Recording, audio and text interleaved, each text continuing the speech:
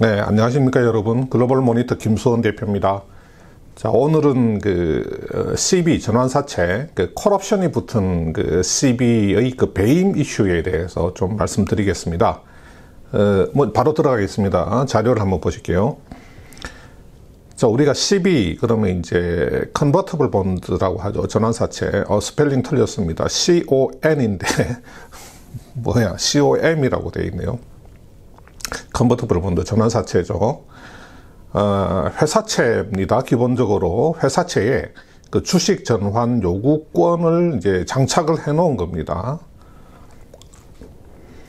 자, 예를 들어서 우리 이제 글로벌 모니터 이제 상장사라고 한번 가정해 보겠습니다. 글로벌 모니터가 자, CB를 이제 3호 CB를 발행을 하는데 만기는 3년이고 주식 전환 가격은 10,000원이다. 이 CB의 인수자, 투자자는 KB자산운용이다. 그러면 KB자산운용이 CB 발행 대금인 100만 원을 이렇게 글로벌 모니터에 납입을 하면 되겠죠.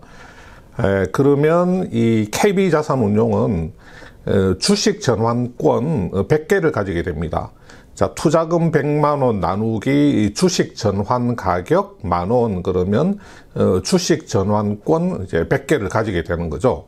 그러면 나중에 주가가 10,000원 이상 올라가면 주당 10,000원에 100주를 발행해 달라, 이런 이제 권리를 가지게 되는 겁니다. 이제 요게 이제 CB의 기본적인 성격이죠.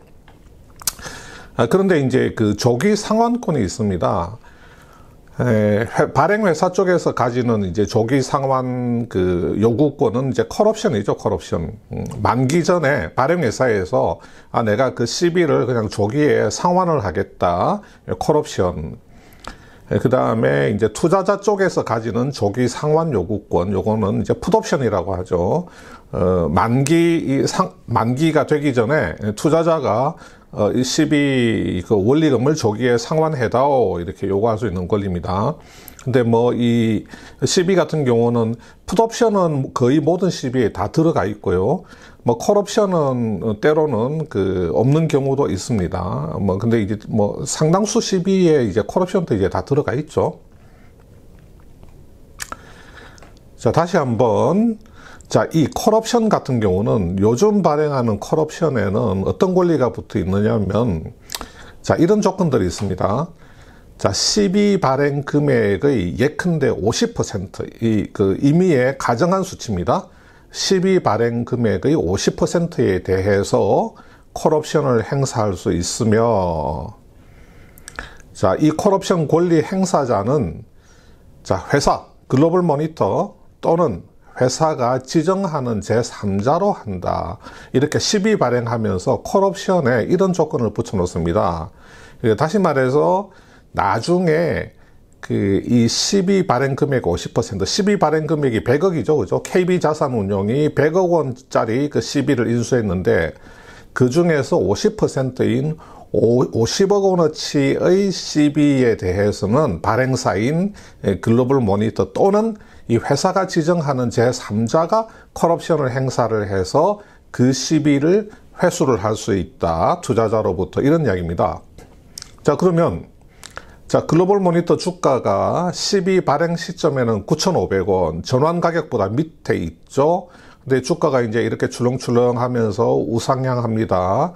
이렇게 시간이 쭉 흐르면서 콜옵션 행사 가능 시점을 이제 지나서 이렇게 주가가 이제 계속해서 오릅니다. 그러다가 이제 주가가 3만 원에 이르렀을 때, 자, 이제 글로벌 모니터가 KB자산운용을 대상으로 콜옵션을 행사를 하는데, 자, 발행 금액은 100만 원이었으니까 50%까지 콜옵션 행사할 수 있다. 100만 원 곱하기 50% 하면, 자, 50만 원어치의 CB를 KB자산운용으로부터 회수를 할 수가 있는 겁니다. 실제로 KB자산운용한테 주는 돈은 50만 원 플러스 알파, 이 알파라고 하는 것은 이자겠죠. 대부분 50만 원에 연복리 2% 또 3%를 적용한 금액, 이렇게 사전에 CB 발행 계약서에 정해 놓는 겁니다.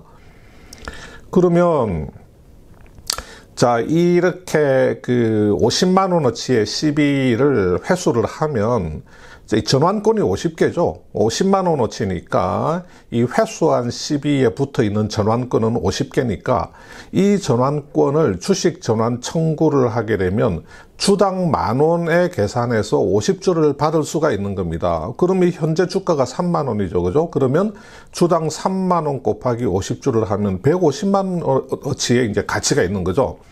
자, 50만 원을 들여서 시비를 회수를 하면 주가가 3만 원이니까 150만 원어치 가치를 가진 그 시비를 보유를 하게 되는 거죠. 그러니까 여기서 평가 차익으로 100만 원, 50만 원 들여서 150만 원 가치니까 평가 차익으로 100만 원. 실제로 뭐 이렇게 주식으로 전환해서 처분을 하게 되면 100만 원의 이익을 실현할 수 있는 거죠.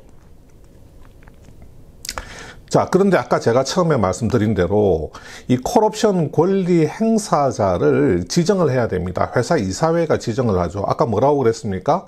자, 만약에 이 회사 또는 회사가 지정하는 제3자를 콜옵션 권리 행사자를 할 수 있다. 이렇게 콜옵션 계약 조건이 있었죠.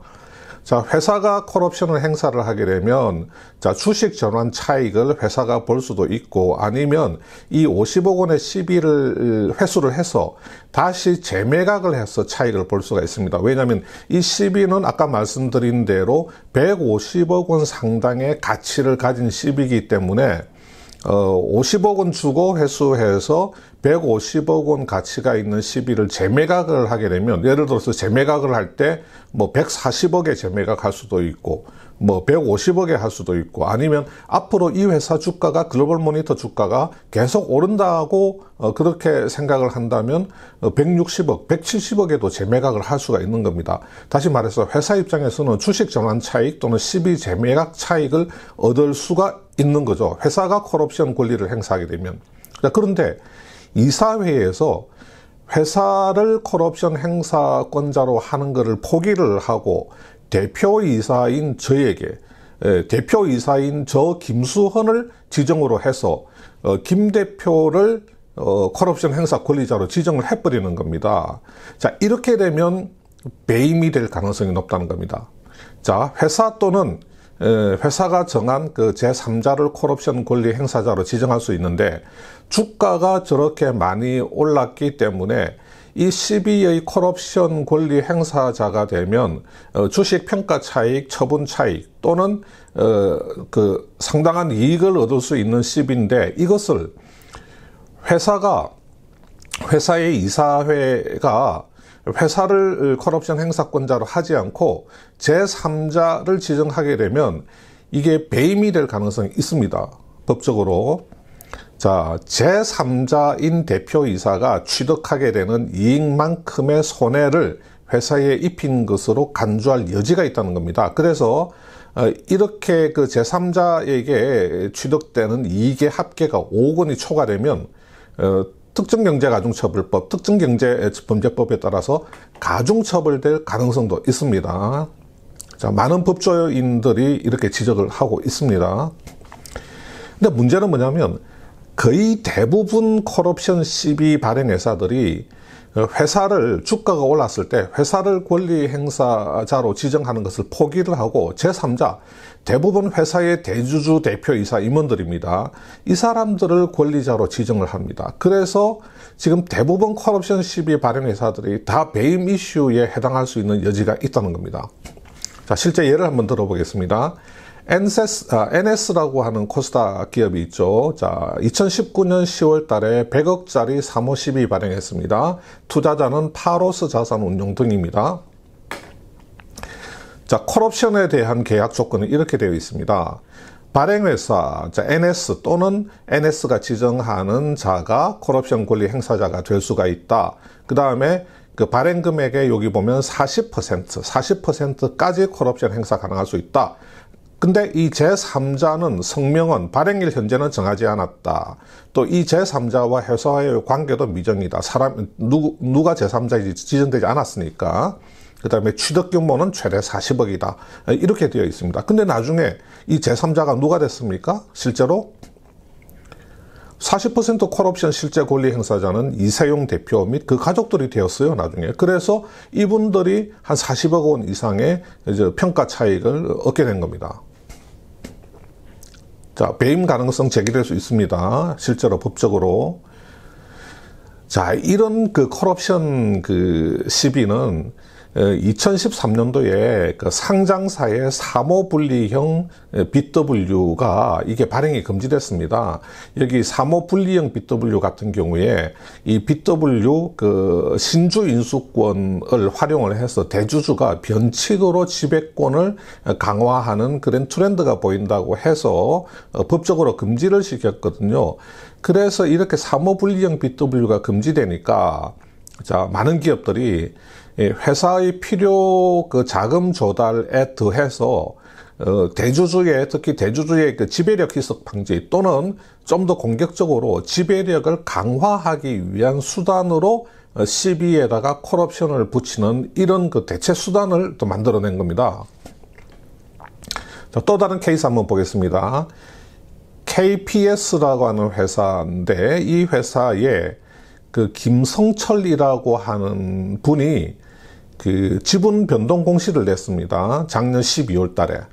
자, 이 김성철이라고 하는 분은 보니까 회사의 등기 임원이네요. 사내이사.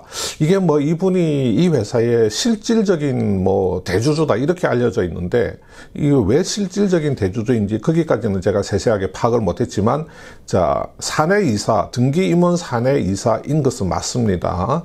그 KPS의 뭐 바이오 부문 대표다 뭐 이렇게 알려져 있는데요.